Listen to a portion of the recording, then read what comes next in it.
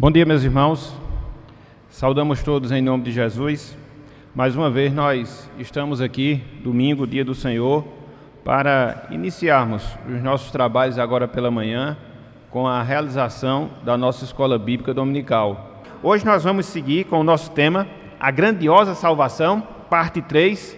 Nós vamos considerar o aspecto da reconciliação. Nós já vimos a propiciação, nós já vimos a redenção, nós já vimos a justificação e hoje nós iremos ver a reconciliação.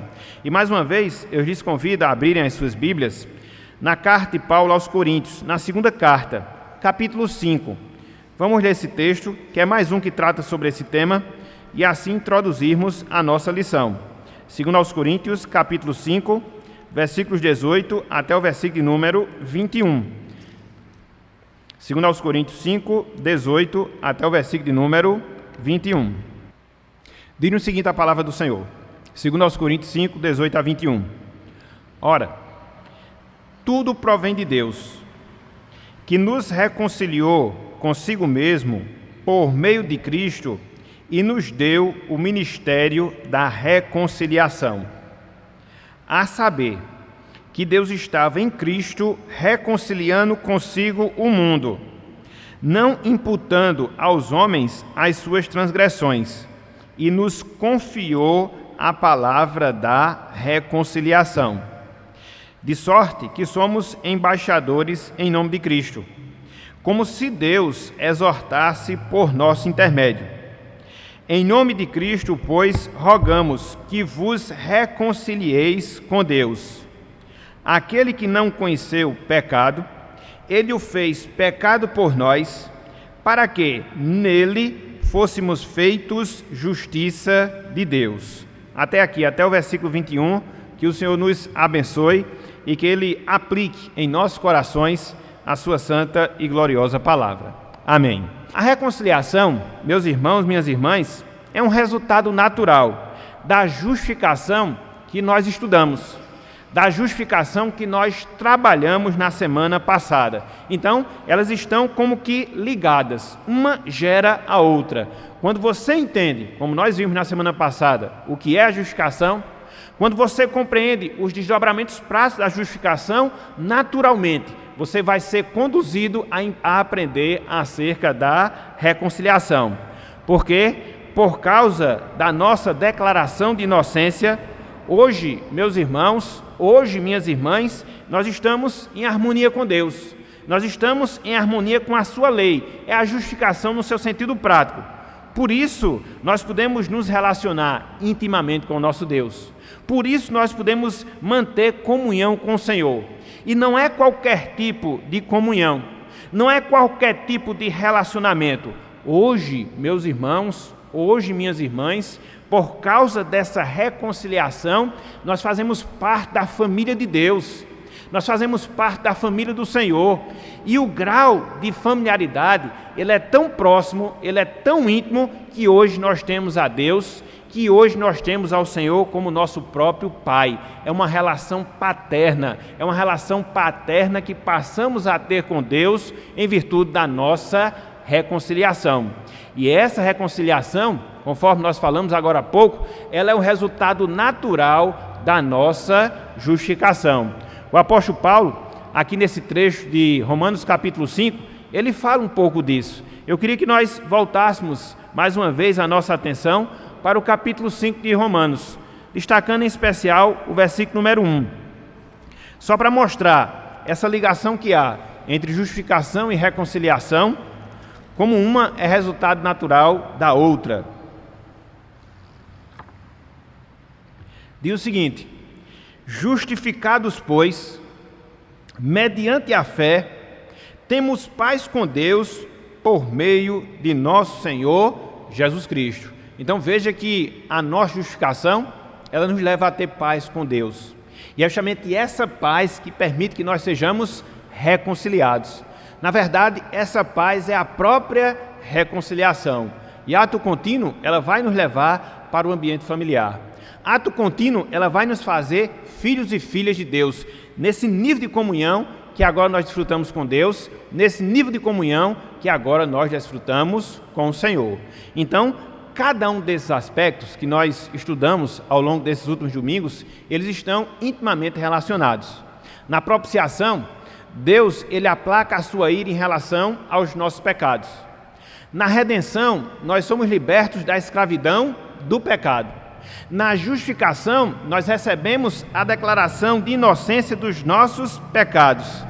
E agora, como reconciliados, a gente vai manter comunhão com Deus que não tolera o pecado. Então, para que nós cheguemos nesse nível, para que nós cheguemos nessa condição de sermos agora família de Deus, naturalmente, a gente tem que passar pela propiciação, naturalmente, a gente tem que passar pela redenção, naturalmente, a gente tem que passar pela justificação. Muito embora a gente não deva ver essas coisas no sentido cronológico, uma naturalmente acontece quando acontece a outra, mas elas trazem consigo o desdobramento prático, no caso específico aqui, a reconciliação. Então, diante disso, meus irmãos, diante disso, minhas irmãs, a grande questão que se levanta, a grande dúvida que vem à nossa mente é a seguinte: mas o que é essa reconciliação? Que tanto estamos a falar, que tanto estamos a dizer. O que é essa reconciliação em termos espirituais? O que é essa reconciliação que o apóstolo Paulo ensina, pelo menos lá em Romanos capítulo 5, pelo menos lá em 2 Coríntios capítulo 5? E mais, com quem nós fomos reconciliados? É outra dúvida que surge, é outra interrogação que surge. E mais, como fomos reconciliados? E mais, por que nós fomos reconciliados? E mais, o que acontece a partir da reconciliação? Então são muitas indagações, são muitas perguntas que ao longo da exposição, hoje pela manhã, a gente vai tentar responder cada uma delas e assim termos uma compreensão mais exata do que seja esse processo da reconciliação. Vamos ver o que é a reconciliação, com quem nós fomos reconciliados, como nós fomos reconciliados, por que nós fomos reconciliados e o que aconteceu a partir da nossa reconciliação. Inicialmente, meus irmãos, minhas irmãs, nós precisamos definir o que significa reconciliar. Nós precisamos definir o que significa essa reconciliação que nós estamos a falar, que nós estamos a dizer. A palavra reconciliar na Bíblia, palavra grega, significa katalasso, ela indica a restauração do direito de amizade entre duas partes inimigas. Então, não perca essa definição.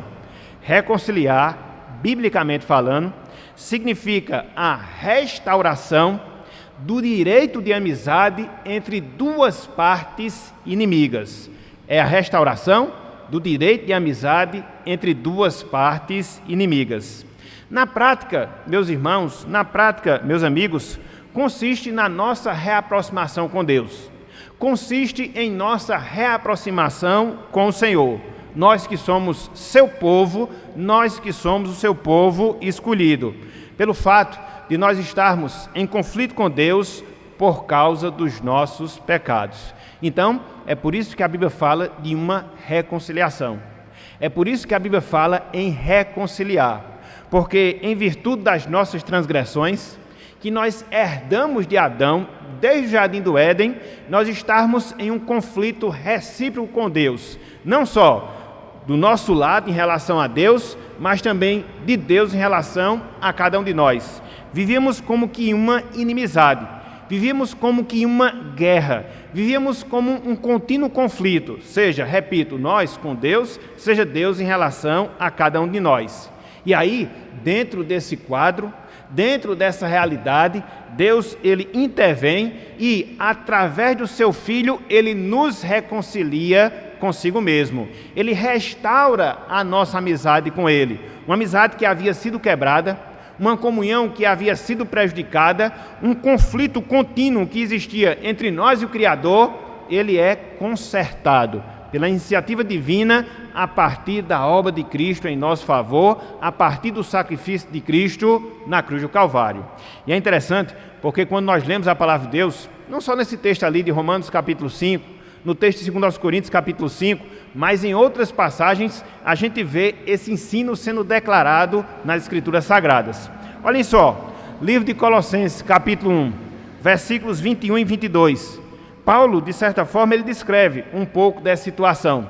Antes nós éramos inimigos de Deus, antes nós estávamos em conflito com o Senhor, e aí ele intervém na nossa história, e através de Jesus Cristo, ele nos reconcilia consigo mesmo. Ele restaura agora esse direito de amizade, para que assim possamos estar em comunhão com Ele, para que assim possamos estar em comunhão com o nosso Criador. Olhem só, meus irmãos, olhem só, minhas irmãs, o que o apóstolo Paulo fala em Colossenses. Colossenses capítulo 1, versículos 21 e 22, veja que também ele trata desse ponto da reconciliação. E através dessa passagem, a gente vê com mais clareza o estado de inimizade que nós nutrimos com Deus, a sua intervenção na nossa vida e, mediante Cristo, a sua reconciliação consigo mesmo. Colossenses capítulo 1, versículos 21 e também o versículo de número 22. Diz o seguinte, a palavra do Senhor: E a vós outros também, dirigindo-se Paulo aos Colossenses, que outrora, ou seja, antes, éreis estranhos e inimigos no entendimento pelas vossas obras malignas. Então, as nossas ações antes da salvação, as nossas atitudes antes da nossa reconciliação, consistia justamente nessa inimizade declarada, que nós nutríamos contra Deus, que nós nutríamos contra o Senhor. Nós éramos, como o apóstolo Paulo fala aqui, inimigos de Deus. Nós éramos, como o apóstolo Paulo fala aqui, estranhos em relação ao Senhor. Essa é a triste realidade que caracteriza toda e qualquer pessoa que ainda não é salva. Toda e qualquer pessoa que ainda não passou por esse processo de reconciliação. Ela está estranha, ela está numa situação de inimizade, ela está numa situação de guerra, de conflito contra o seu Criador, como Paulo diz aqui, por causa das vossas obras malignas, por causa das suas obras. Então, era esse o quadro, era essa a triste realidade. Mas a história acabou aqui? Não. Veja o que Paulo fala na sequência do texto, no versículo 22. Veja a mudança de realidade. Veja a introdução da reconciliação, desta grande bênção que nós temos da parte do Senhor, dessa grande bênção que nós temos da parte de Deus, que mudou completamente a nossa sorte. Veja, Colossenses capítulo 1, versículo número 22. Agora, porém, veja que existe aqui essa conjunção adversativa, existe o contraste entre essas duas ideias. Antes nós éramos inimigos, antes nós estávamos estranhos a Deus, mas agora olha só o que aconteceu. Agora, olha só o que se deu. Agora, porém, vos reconciliou no corpo da sua carne, mediante a sua morte de Cristo, para apresentar-vos perante Deus santos, inculpáveis e irrepreensíveis. Uma realidade completamente distinta. Uma realidade completamente diferente. No versículo 21, é dita a nossa situação antes de Cristo. Nós estávamos ou éramos estranhos, nós éramos inimigos por causa das nossas obras, mas a partir da reconciliação, agora nós somos o quê? Santos, inculpáveis e irrepreensíveis. Isto na prática, meus irmãos, isto na prática, minhas irmãs, é essa reconciliação que a Bíblia fala, essa reconciliação que a Bíblia ensina. Então, hoje, nós que somos salvos, hoje, nós que fomos alcançados com a salvação, nós tivemos, meus irmãos, nós tivemos, minhas irmãs, a restauração do nosso direito de amizade com Deus, a nossa restauração do direito de amizade com o Senhor. Não foi pouca coisa, não foi algo de somente que se deu e se deu em nossas vidas. A inimizade era uma triste realidade, mas agora ela foi destruída e houve uma restauração na nossa comunhão com Deus. A comunhão que foi perdida por Adão, lá no Jardim do Éden, ela foi restaurada a partir da obra de Jesus Cristo, e por isso todos nós mesmos que experimentamos a salvação, nós somos reconciliados com Deus. Nós somos reconciliados e reconciliados com o Senhor. Isso na prática, meus irmãos, isso na prática, minhas irmãs, é o que significa a reconciliação. E a partir daqui, eu queria, meus irmãos, minhas irmãs, através de 4 textos na Bíblia, alguns dos quais a gente já citou, Romanos capítulo 5, 2 Coríntios capítulo 5, Colossenses capítulo 1, mas adicionar mais um texto, Efésios capítulo 2, eu queria a partir desses 4 textos, trabalhar 4 aspectos relacionados à nossa reconciliação. 4 verdades relacionadas à nossa reconciliação. O apóstolo Paulo, dentre várias coisas, ele caracterizou o seu ensino por mostrar isso, por mostrar a nossa reconciliação.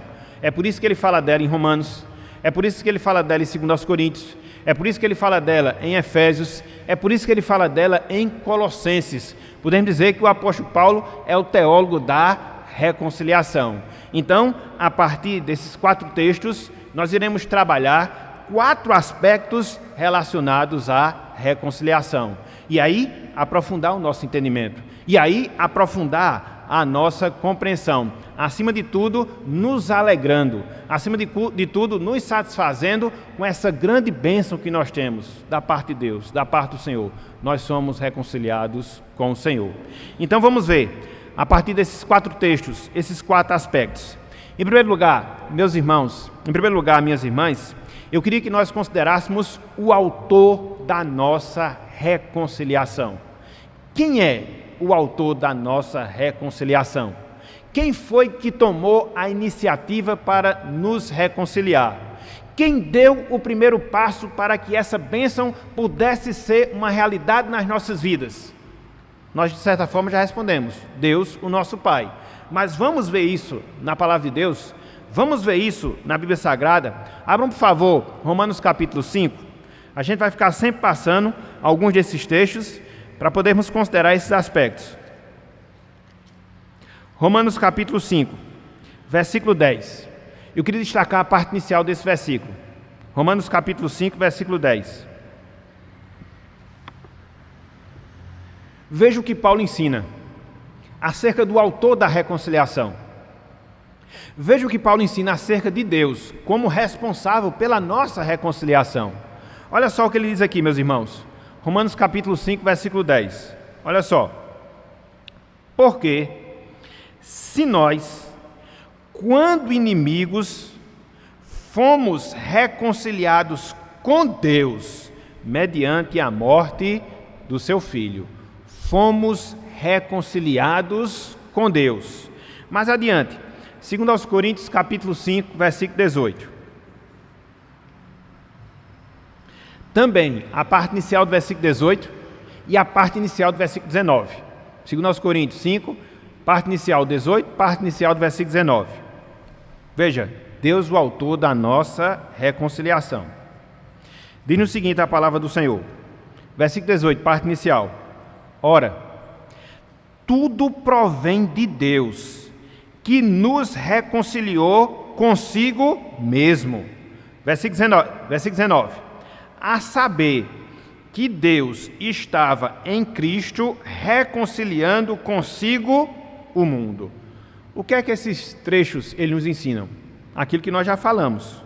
Eles são, por demais, claros, meus irmãos, minhas irmãs, em nos ensinar, em nos mostrar que é Deus quem toma a iniciativa na nossa reconciliação.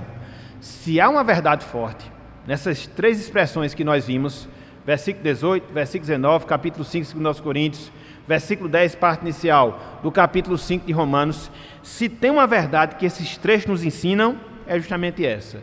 É Deus que toma a dianteira, é Deus que toma a iniciativa no processo da reconciliação.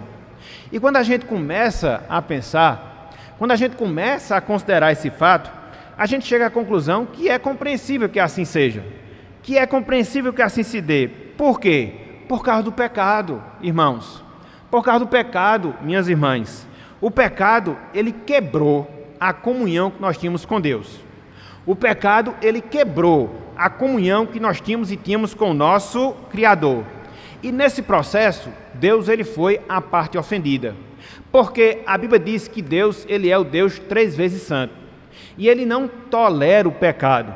O homem pecou, desobedeceu às suas ordens, quebrou a sua aliança, e aí se insurgiu contra o seu Criador, ofendendo claramente.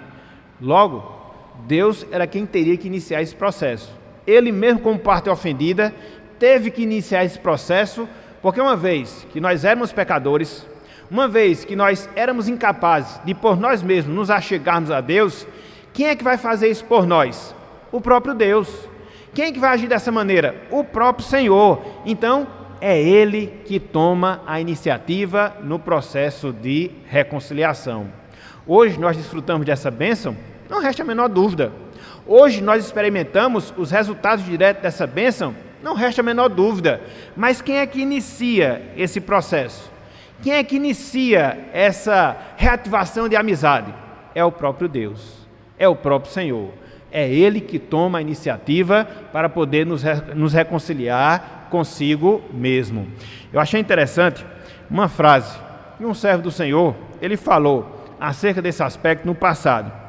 Ele disse o seguinte, em relação à reconciliação, abro aspas, tudo é de Deus. Minha única contribuição na reconciliação é levar os meus pecados. Tudo é de Deus. Minha única contribuição na reconciliação é levar os meus pecados. Essa que é a grande verdade. O que é que nós tínhamos para oferecer a Deus? Nada. O que é que nós podíamos fazer para nos reconciliar com Deus? Também nada. Só havia pecado, transgressão, desobediência, iniquidade. E aí Deus ele toma a iniciativa. Veja como Deus ele é gracioso, meus irmãos. Veja como Deus ele é bondoso. Ele é a parte ofendida em Adão, por todos nós, lá no Jardim do Éden. E ele podia muito bem ter agido com indiferença em relação a cada um de nós, permitindo que nós andássemos nos nossos próprios caminhos. E assim nós colhêssemos os resultados das nossas escolhas. Mas ele, movido pela sua graça, ele, estimulado pelo seu amor, intervém na nossa história e toma a iniciativa para que assim nós hoje pudéssemos manter comunhão com Ele. Que grande Deus nós temos, que grande Senhor nós temos. Foge à compreensão, foge à razão humana. E somente quando nós olhamos na perspectiva da graça é que a gente consegue compreender porque Deus ele fez isso em relação a cada um de nós. Éramos inimigos dele e ele da mesma forma em relação a nós. Mas chegou um tempo em que ele providenciou essa reconciliação, ele tomou essa iniciativa em relação às nossas vidas e hoje, pela graça dele, para a glória dele, nós somos reconciliados. Louvado seja o Senhor por causa dessa grande bênção, por causa desse grande benefício. Então, em primeiro lugar, o que é que nós vemos? O autor da reconciliação. Quem é o autor da reconciliação? Deus. Quem é o autor da reconciliação? O Senhor. Contudo, o ensinamento da reconciliação não para apenas na sua autoria. Quando nós vemos esses textos básicos, nós vemos também quem é o agente da reconciliação. Quem foi a pessoa que consumou a nossa reconciliação com Deus? Quem é o personagem que age permitindo que hoje nós fôssemos reconciliados com Deus e pudéssemos hoje fazer parte da sua família? Cristo, através da sua obra. Cristo, através do seu sacrifício. Olhem só o que nós temos também nesses trechos. Romanos capítulo 5. Vamos voltar mais uma vez para Romanos. Romanos capítulo 5, versículo 10, parte B. Eu vou ler do início apenas para pegar o fio da meada. Mas eu queria focar na parte B do versículo 10. Veja, Deus é o autor, Cristo é o agente da reconciliação. É Ele que efetivamente age para que a reconciliação se dê. Diz o seguinte: porque se nós, quando inimigos, fomos reconciliados com Deus, vimos isso. Olhem só o que o apóstolo Paulo diz aqui na sequência do texto. Mediante a morte do seu Filho. A nossa reconciliação com Deus, A nossa reconciliação com o Senhor se deu mediante, se deu através, se deu por meio da morte de Jesus Cristo. Ele é o agente da reconciliação. Vamos seguir adiante. 2 Coríntios capítulo 5,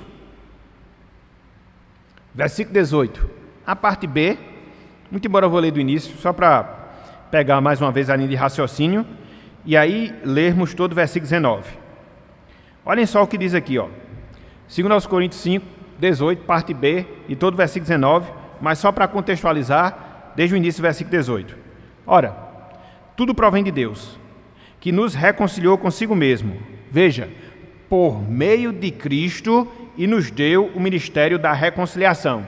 Versículo 19. A saber que Deus estava em Cristo reconciliando consigo o mundo, não imputando aos homens as suas transgressões, e nos confiou a palavra da reconciliação. Então, é Cristo. Mais adiante, Efésios capítulo 2. A gente não fez menção desse texto ainda, né? A partir de agora nós vamos fazer. Ele também trata da reconciliação. Quando você lê Efésios 2, do 11 até o versículo 22, você tem ali um resumo, uma descrição que Paulo faz também da reconciliação, dentro de uma outra perspectiva, que agora nós fazemos parte do povo de Deus. Então, com base nesse trecho também, eu vou resgatar aqui alguns versículos. Efésios capítulo 2, versículos 13 e 16. Enxerguem Cristo como agente, enxerguem Cristo como consumador da nossa reconciliação. Veja o que nos diz aqui a palavra do Senhor. Versículo 13. Mas agora, em Cristo, vós que antes estáveis longe, fostes aproximados pelo sangue de Cristo. A nossa reaproximação com Deus, ela foi feita através de uma ponte. Que ponte é? A ponte do sangue de Jesus. Foi o sangue de Jesus, o seu sacrifício, que fez a ponte entre nós e Deus, de sorte que agora nós somos reconciliados com o Senhor e Ele conosco. Versículo 16. Também falando de Cristo, o apóstolo Paulo diz: e reconciliar-se ambos em um só corpo, por intermédio da cruz, destruindo por ela, pela cruz, a inimizade. Então nós éramos inimigos de Deus, já vimos isso, pelas nossas transgressões, pelas nossas obras malignas. E quem foi que destruiu essa condição de inimizade? Quem foi que destruiu esse conflito que nós mantínhamos com o nosso Criador? Cristo, meus irmãos. O seu sangue, o seu sacrifício, a cruz do Calvário. Veja que coisa fantástica, veja que coisa interessante. Observe que, conforme Deus aqui descreve, estávamos numa situação de antagonismo contra Deus. E aí, nesse conflito, nessa guerra, não era apenas uma indiferença que nós tínhamos de não ligarmos para a coisa do Senhor. Não! Nós nos empenhávamos avidamente contra Deus, contra o Senhor, contra a sua palavra. E aí Cristo derrama o seu sangue. Ele operacionaliza o seu sacrifício. E agora, através desse sangue, nós temos comunhão com o Senhor. Louvado seja Deus por essa grande bênção. E mais ainda, Colossenses capítulo 1, versículo 22. A gente já viu, mas eu queria aqui enfatizar.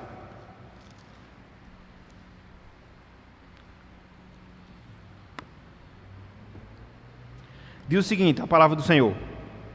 Colossenses 1, 22. Diz o seguinte: agora, porém, vos reconciliou no corpo da sua carne, de Cristo, mediante a sua morte, para apresentar-vos perante Ele santos e inculpáveis e irrepreensíveis. Então, através da sua obra na cruz, através da obra de Cristo na cruz, o pecador arrependido, existe essa condicional, o pecador arrependido, ele é unido a Deus, ele é unido ao Senhor. E por que isso acontece, meus irmãos? Por que isso acontece, minhas irmãs? Por que a morte de Cristo nos une a Deus?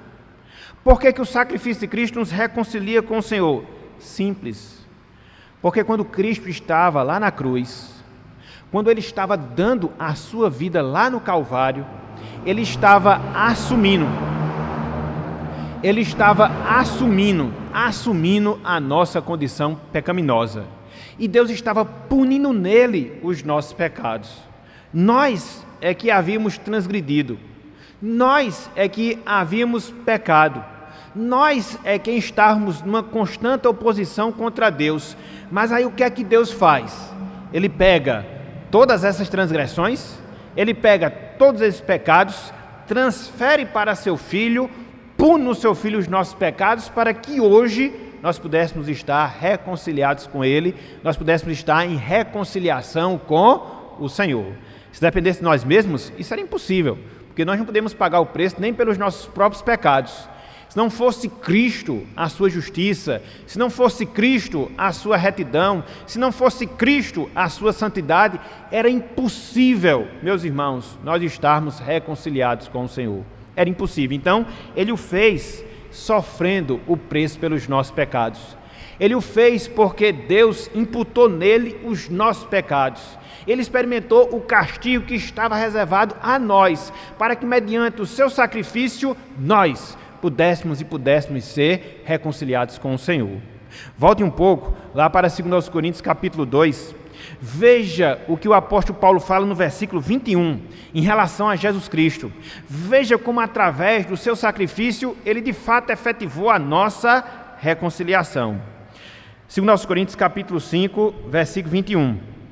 Olha só o que diz aqui a palavra do Senhor. Que texto fantástico, que maravilhosa verdade nós temos aqui, meus irmãos. Diz assim a palavra do Senhor, em relação a Jesus Cristo.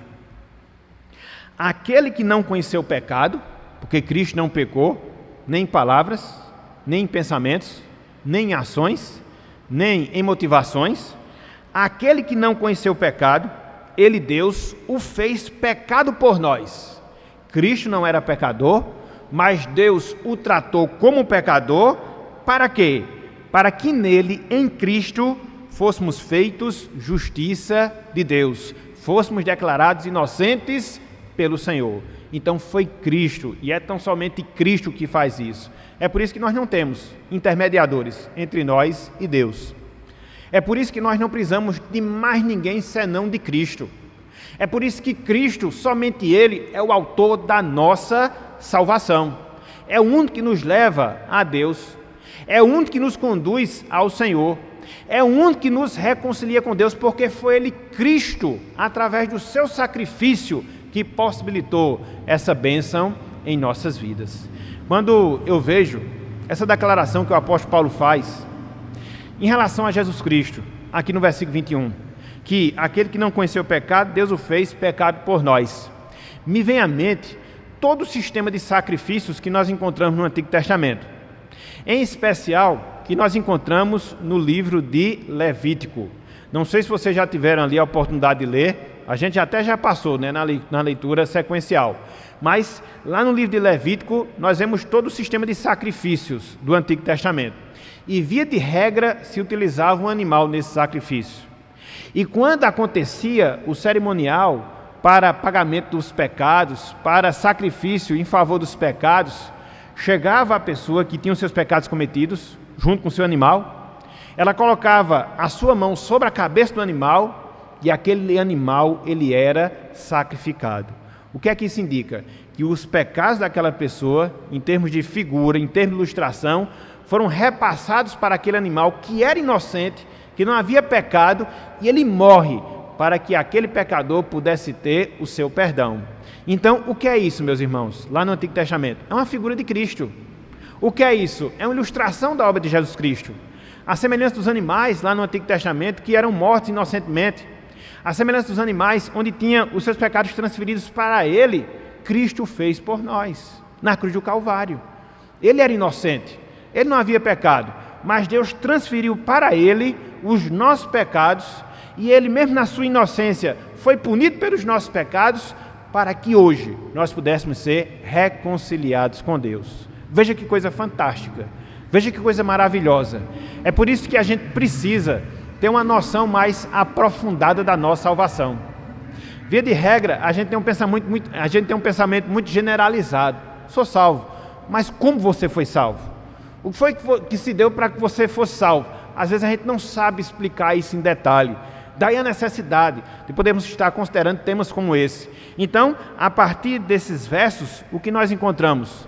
Cristo como agente da nossa reconciliação.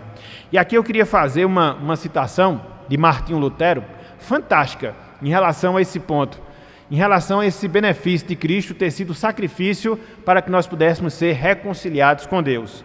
Olha só o que Lutero ele falou há alguns anos. Abro aspas. Senhor Jesus, Tu és a minha justiça, e eu teu pecado. Levaste sobre ti o que era meu, mas depositaste sobre mim o que era teu. Tu te tornaste o que não eras, para que eu pudesse me tornar o que eu não era. Então, é um jogo de palavras que mostra essa relação, entre nós e Cristo em relação ao perdão dos nossos pecados. Cristo era justo e nós éramos pecadores.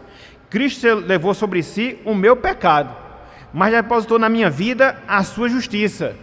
Cristo se tornou aquilo que ele não era, pecador, para que eu pudesse se tornar aquilo que eu não era, justo aos olhos de Deus. Tudo provém de Cristo. É por isso que Ele é o autor da nossa reconciliação. Então, no primeiro momento, o que é que nós vemos? Deus, o autor da nossa reconciliação. Segundo momento, o que é que nós vemos? Cristo, o agente da nossa reconciliação. Mas só isso? Não. Em terceiro lugar, eu queria que nós considerássemos os beneficiários da reconciliação. Alguém tem que se beneficiar. Se alguém paga o preço por alguma coisa, alguém tem que se beneficiar.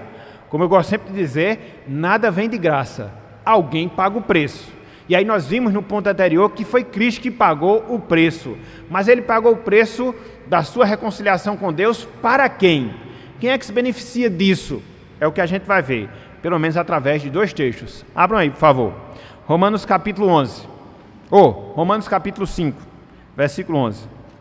Eu queria destacar só a parte final do versículo 11, mas eu vou ler o versículo 11 todo.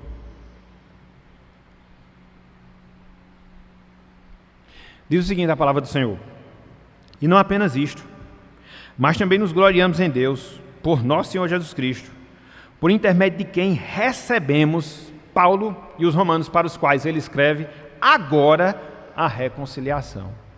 Paulo e os romanos pagãos, os romanos judeus para os quais ele escreve, eles agora recebiam a reconciliação.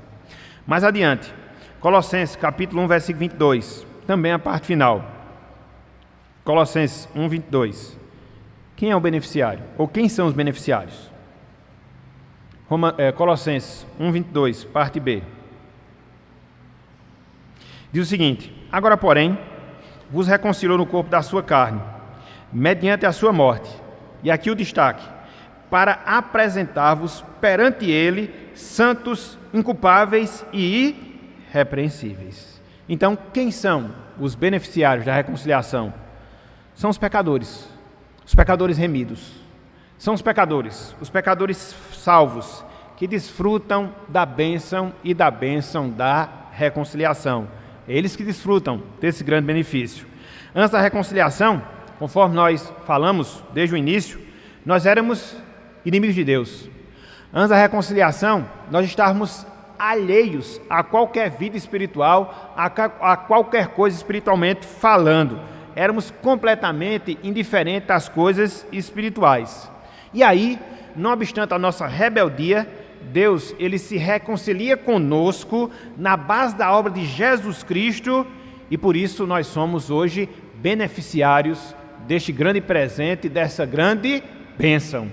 Olha só, meus irmãos, olha só, minhas irmãs, qual era a nossa situação antes da reconciliação? Voltem, por favor, para Romanos capítulo 10. Romanos capítulo 5, desculpe, versículo 10.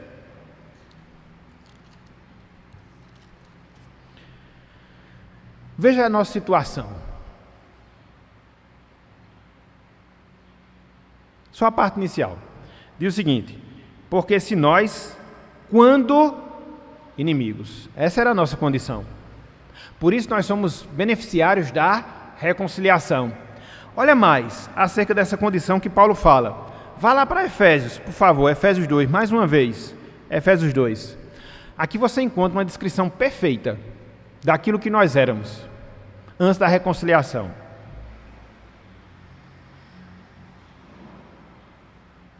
Versículos 1 e 2, depois os versículos 11 a 12. Olha só que triste realidade era essa nossa. Por isso nós fomos beneficiados. Porque se dependesse de nós mesmos, nós não iríamos conseguir nunca, jamais. Olha só o que Paulo fala aqui, versículos 1 e 2 de Efésios 2. Ele vos deu vida, estando vós mortos nos vossos delitos e pecados.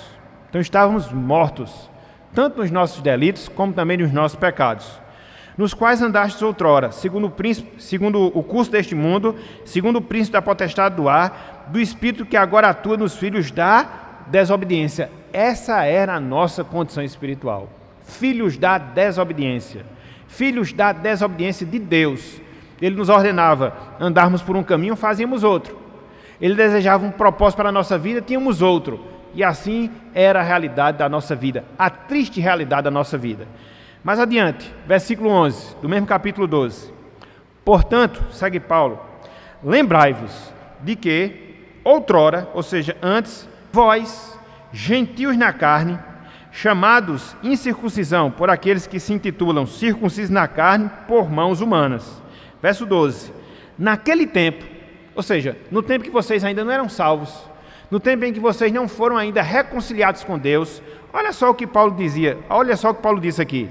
Naquele tempo, estáveis sem Cristo, separados da comunidade de Israel, estranhos às alianças da promessa, não tendo esperança e sem Deus no mundo. Pense num quadro triste que caracterizava a nossa vida. Paulo, ele elenca aqui 5 condições nas quais nós estávamos antes de nós sermos reconciliados. Nós estávamos sem Cristo, nós estávamos separados da comunidade de Israel, ou seja, do povo da aliança, nós éramos estranhos às alianças da promessa, nós não tínhamos esperança e estávamos sem Deus nesse mundo. Esse é o quadro que a Bíblia pinta da nossa triste realidade. Foi nessa condição que fomos reconciliados. É por isso que a reconciliação ela é um benefício. É por isso que nesse processo nós somos os beneficiários da reconciliação. Então, de um lado, o que é que você vê? O autor da reconciliação, Deus. Por outro lado, o que é que você vê? O agente da reconciliação, Cristo, através da sua obra. Mais adiante, o que é que você percebe? Os beneficiários da reconciliação, nós, os pecadores remidos, salvos. Em outro lugar, último aspecto, os efeitos da reconciliação. Os efeitos da reconciliação. Meus irmãos, minhas irmãs, além da salvação em si, e já é a maior de todas as bênçãos que porventura nós podemos experimentar aqui nesta vida, Deus, Ele nos concedeu várias bênçãos mediante a sua reconciliação. A salvação é a principal delas, isso é indiscutível. Mas dentro da salvação, como resultado dessa reconciliação, Deus, Ele nos dá outras grandes bênçãos, mais grandes bênçãos mesmo. E aqui eu separei pelo menos 3, para a gente poder pensar e refletir um pouco acerca delas na manhã de hoje. Em primeiro lugar, por causa da reconciliação, nós fomos incluídos na família de Deus. Em primeiro lugar, por causa da reconciliação, nós fomos incluídos na família de Deus. Veja o que nos diz Efésios capítulo 2. Me desculpem estar passando os textos para lá e para cá, mas é porque eu queria destacar essas verdades. E aí não dá para fazer isso se não for fazendo assim, né? Ir e voltar, mas se faz necessário. Olha só, Efésios 2, versículo 13. Olha só que grande benefício, meus irmãos. Que maravilhosa bênção, minhas irmãs. Nós somos hoje da família de Deus. Antes nós éramos inimigos, hoje nós somos família. Que coisa maravilhosa. Olha só, versículo 13. Mas agora, veja que é uma realidade presente. Agora, porque ele se dirige para os salvos, ok? Mas agora, em Cristo, vós que antes estáveis longe, fostes aproximados pelo sangue de Cristo. Estávamos naquela situação que ele falou no versículo 12. Sem Cristo, separados da comunidade de Israel, estranhos às alianças da promessa, não tínhamos esperança, não tínhamos Deus no mundo, mas agora, olha só, fomos aproximados pelo sangue de Cristo. versículo de número 16. Versículo número 16. Olha só. E reconciliasse ambos em um só corpo com Deus, por intermédio da cruz, destruindo por ela a inimizade. Aqui Paulo diz que agora nós somos o quê? Um só corpo com Deus. Nós somos aproximados, depois formamos um só corpo com Deus, e mais ainda, olhem só o que diz o versículo 18 e 19. Olhem só. Porque, por ele, por Jesus, ambos temos acesso ao Pai em um Espírito. Ou melhor dizendo, é exatamente isso, em um Espírito. Espírito com E maiúsculo, referindo-se ao Espírito Santo. Então agora nós temos o quê? Acesso ao Pai. Nós temos um caminho aberto. Podemos nos dirigir ao Pai. Versículo 19. Assim, já não sois estrangeiros e peregrinos, mas concidadãos dos santos, e sois da família de Deus. Pertencemos à cidade dos santos, mas não só isso, somos da família de Deus. Os irmãos já pararam para pensar nessa realidade? Veja que mudança drástica se deu na nossa vida. Nós éramos inimigos pelas nossas obras malignas. Nós estávamos em conflitos com Deus. E Deus agiu, Deus interviu. Através de Cristo agora nós fomos aproximados.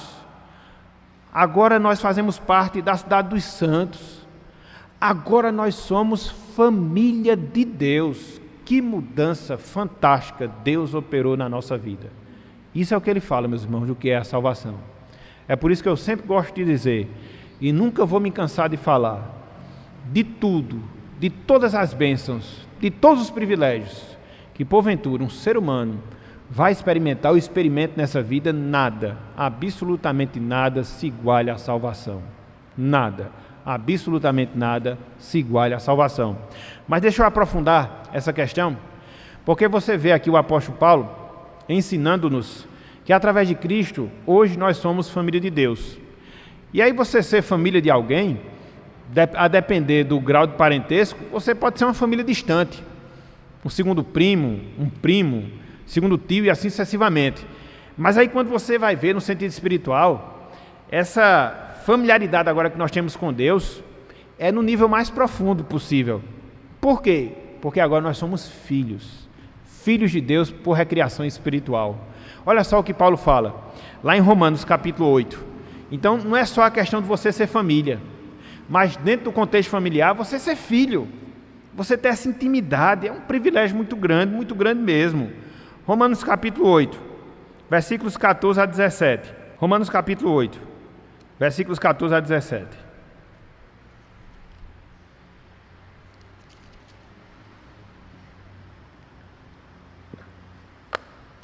Diz o seguinte: pois todos os que são guiados pelo Espírito de Deus são filhos de Deus. Porque não recebestes o espírito de escravidão, para viverdes outra vez atemorizados, mas recebestes o espírito de adoção, baseado no qual clamamos, Abba, Pai.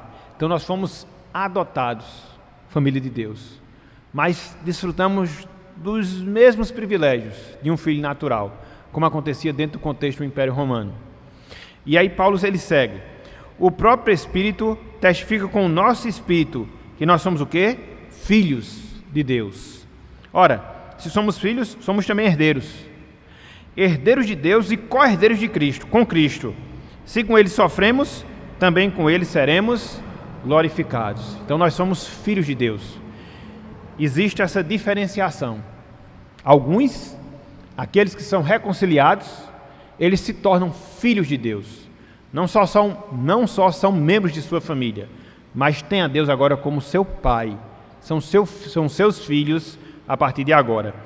Mais adiante, só para fechar esse raciocínio da filiação, abram aí Gálatas. Na verdade, a consideração da filiação merece um estudo específico. Quem sabe a gente não pode fazê-lo. É muito interessante nós considerarmos os aspectos relacionados a esse fato, da nossa filiação, da nossa adoção. Está dentro também do contexto da salvação no sentido mais amplo. Gálatas, capítulo 4, versículos 6 e 7. Gálatas capítulo 4, versículos 6 e 7.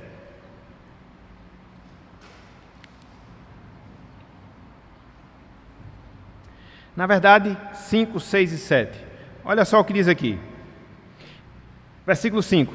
Acerca de Cristo, da sua encarnação, para resgatar os que estavam sob a lei, a fim de que recebêssemos a adoção de filhos.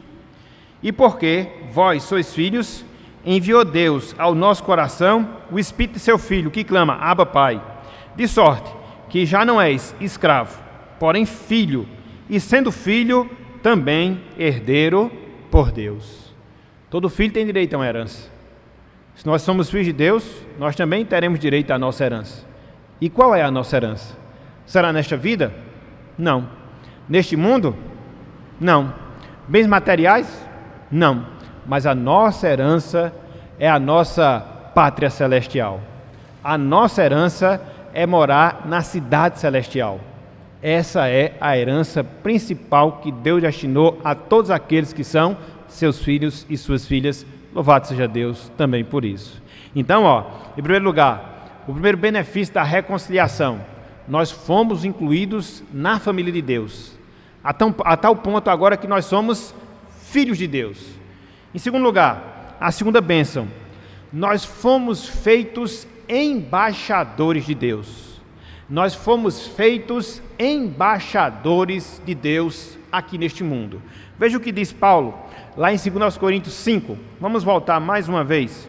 2 Coríntios capítulo 5, versículos 19 e 20. Somos agora embaixadores de Deus aqui neste mundo. O embaixador, como todos nós sabemos, ele é o representante de um país em outro. Então nós somos representantes da pátria celestial neste mundo. E como representantes de Deus, nós temos uma missão. Como representantes de Deus, nós temos um compromisso. Como representantes de Deus, nós temos uma atividade a ser desempenhada. Que atividade é essa? Paulo vai nos ensinar aqui. 2 Coríntios 5, 19 e 20.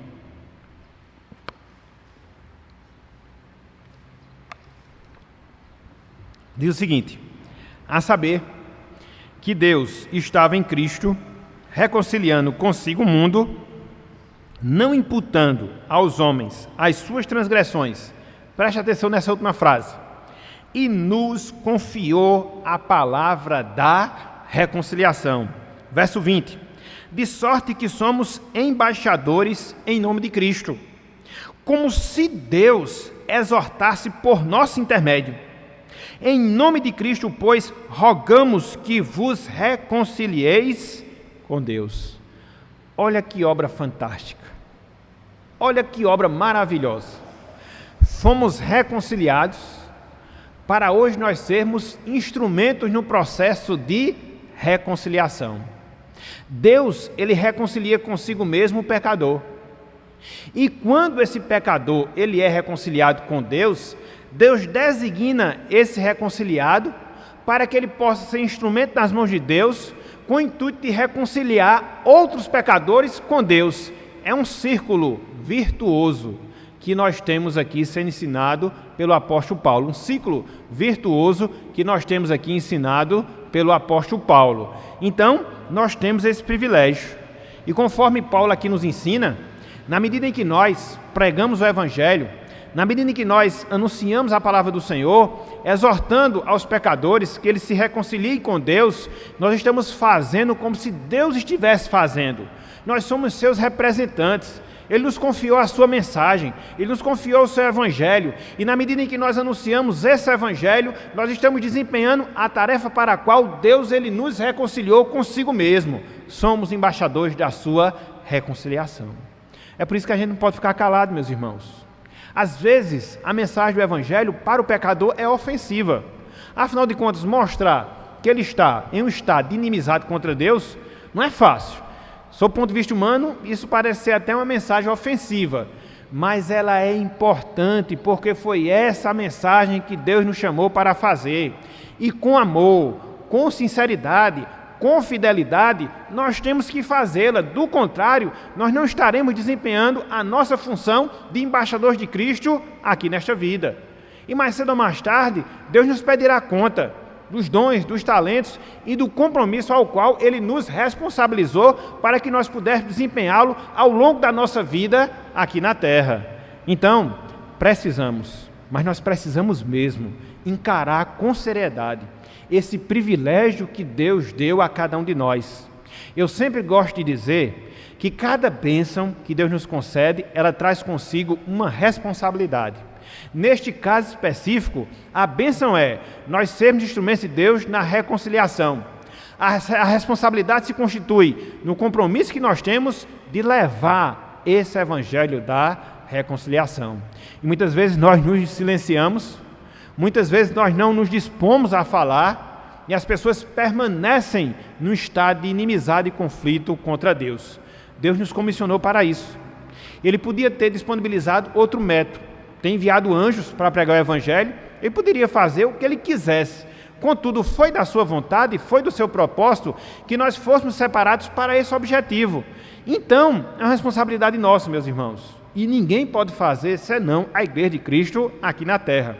Por isso, nós precisamos colocar a nossa mão na consciência, avaliar a nossa vida, avaliar a nossa disposição e chegarmos à conclusão ou não se nós estamos de fato sendo embaixadores de Cristo aqui neste mundo. Do contrário, nós estamos desperdiçando, não considerando um dos grandes privilégios que Deus nos deu a nos reconciliar consigo mesmo.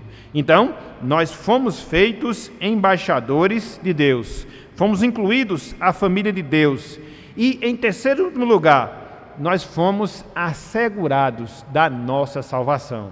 Em terceiro lugar, uma vez reconciliados, isso gera em nós segurança. Segurança de quê? Segurança da nossa salvação. Veja o que nos diz o apóstolo Paulo, lá em Colossenses 1:22, mais uma vez. Olha só. Ora, agora, porém, vos reconciliou no corpo da sua carne, mediante a sua morte, para apresentar-vos perante Ele, santos, inculpáveis e irrepreensíveis. Existem 3 adjetivos, 3 qualidades que a reconciliação com Deus nos proporcionou. E todas essas 3 qualidades, todos esses 3 adjetivos, eles apontam para uma verdade só: a segurança da nossa salvação. Quais são essas qualidades? Quais são esses adjetivos? Somos santos, somos inculpáveis e somos também o quê? Irrepreensíveis. A palavra santo, que o apóstolo Paulo usa aí, significa literalmente consagrado, dedicado a Deus. A reconciliação nos proporcionou isso. Hoje nós somos separados para Deus, consagrados para o Senhor. A palavra inculpável, que o apóstolo Paulo faz menção aí, significa sem mancha. Então Deus nos vê agora e não vê mais com a mancha do pecado. E não é o pecado que gera a condenação? Não é o pecado que gera a nossa separação de Deus?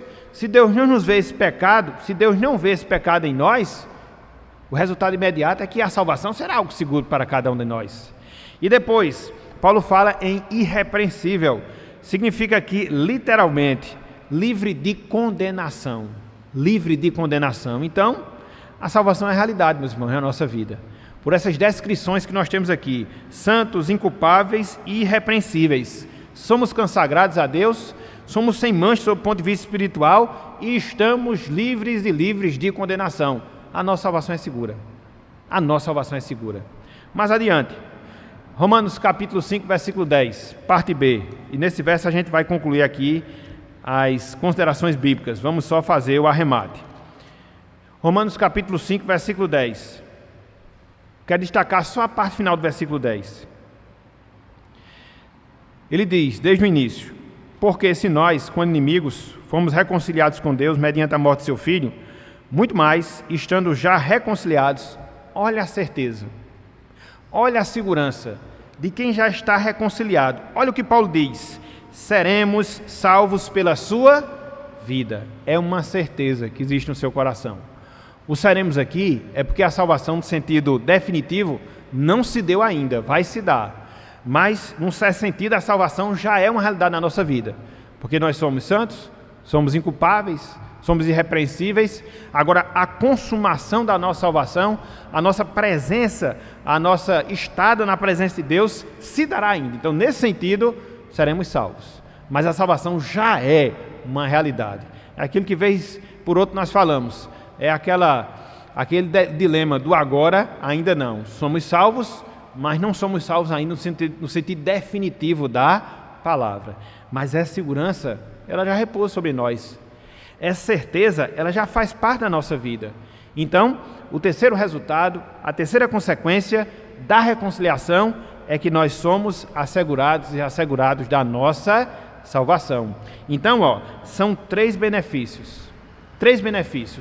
Fomos incluídos na família de Deus, nos tornamos instrumentos na reconciliação com Deus e tivemos a nossa salvação assegurada. E aí nós vimos esses 4 aspectos que dizem respeito à nossa reconciliação. O autor da nossa reconciliação, o agente da nossa reconciliação, os beneficiários da reconciliação e os efeitos da reconciliação.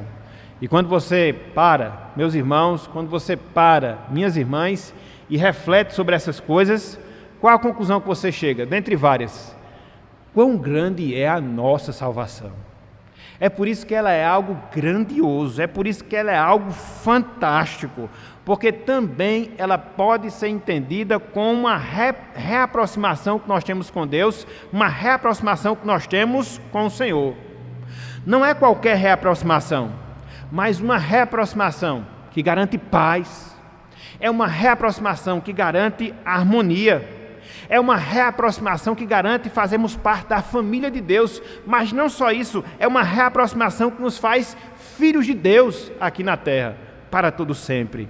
Quão grande é a nossa salvação. Por isso, caso você que esteja nos vendo, caso você que venha nos ver mais adiante, que porventura não experimente dessa salvação, pense bem, reflita sobre isso e perceba a necessidade que você tem de também ser reconciliado com Deus. E para que isso se dê na sua vida, o que é necessário? Volte para Cristo, reconheça-o como seu Salvador, entregue a sua vida a Ele, confie no seu sacrifício, peça a Deus para Ele colocar no seu coração a confiança que você deve ter no sacrifício de Cristo como o único meio para lhe conduzir, para lhe levar a Deus. Você não pode ter essa crença de você mesmo. Você tem que clamar, você tem que pedir, você tem que buscar para que Deus, pela sua graça, movido pela sua misericórdia, através da pregação da sua palavra, mediante a aplicação do seu Espírito Santo, você possa ter essa confiança na sua vida, e no seu coração. Isso vai mudar completamente a sua vida. Vai mudar completamente o seu estado diante de Deus. Vai fazer com que você seja um reconciliado com o Senhor. Vai fazer com que você seja um integrante da família de Deus. Vai fazer com que você seja um novo reconciliador. Vai fazer com que você tenha esperança segura de vida eterna, esperança segura de salvação. Então faça isso, clame por graça, clame por misericórdia e peça, mas peça mesmo, para que Deus possa colocar essa palavra em seu coração. Nós estamos, meus irmãos, minhas irmãs, concluindo essa série de estudos. E ao longo dessas últimas 3 semanas, nós vimos a grandiosidade da nossa salvação. E aí nós trabalhamos 4 figuras, 4 ilustrações, que nos dão um vislumbre melhor, mais claro, do que é a nossa salvação. A nossa salvação é uma propiciação que acontece no tabernáculo, que acontece no templo. A nossa salvação é uma redenção que acontece no mercado. A nossa salvação é uma justificação que ocorre no tribunal. A nossa salvação é uma reconciliação que se dá no ambiente familiar. Eu não sei se vocês perceberam, eu não sei se vocês pensaram, mas cada uma dessas figuras que nós vimos, quer seja a propiciação, quer seja a redenção, quer seja a justificação, quer seja a reconciliação, ela deixa claro pelo menos 3 verdades. Primeira, que é Deus que intervém. Nas 4 ilustrações nós vimos isso. É Ele que intervém para nos propiciar, é Ele que intervém para nos redimir, é Ele que intervém para nos justificar, é Ele que intervém para nos reconciliar. Mas não só isso. A segunda verdade, que é Cristo quem opera cada uma dessas bênçãos, quer seja na propiciação, quer seja na redenção, quer seja na justificação, quer seja na reconciliação. E nós precisamos dessa salvação, que é ilustrada também nessas 4 figuras que nós vimos, que nós observamos. Veja que nós de nós mesmos não podemos propiciar o nosso pecado. Veja que nós de nós mesmos não podemos nos redimir, nos libertar dos nossos pecados. Veja que nós de nós mesmos não podemos ser declarados justos diante de Deus. Veja que nós de nós mesmos não podemos ser reconciliados com o Senhor. Então nós somos incapazes, por nossa própria força, de experimentar da salvação. Deus tem que intervir, Cristo tem que operar, para que assim eu possa experimentar da salvação do Senhor. É por isso, meus irmãos, é por isso, minhas irmãs, que o profeta Jonas, lá no capítulo 2, versículo 9, fechando o versículo, ele diz o seguinte: ao Senhor pertence a salvação. Ao Senhor pertence a salvação. Como gosto de dizer alguns teólogos, a salvação ela é monergística, ela depende única e exclusivamente de Deus. Somos apenas os beneficiários em todo esse processo.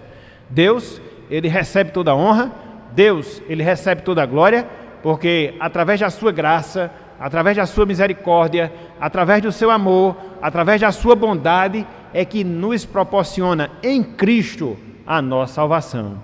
Seja ela uma propiciação, seja ela uma redenção, seja ela uma justificação, seja ela uma reconciliação. Ao Senhor pertence a salvação. Portanto, que Deus ele nos abençoe, que Ele aplique a sua palavra em nossos corações. E conforme nós prometemos, se Deus assim permitir, no próximo domingo, nós vamos continuar trabalhando temas relacionados à nossa salvação. Não percam, não percam.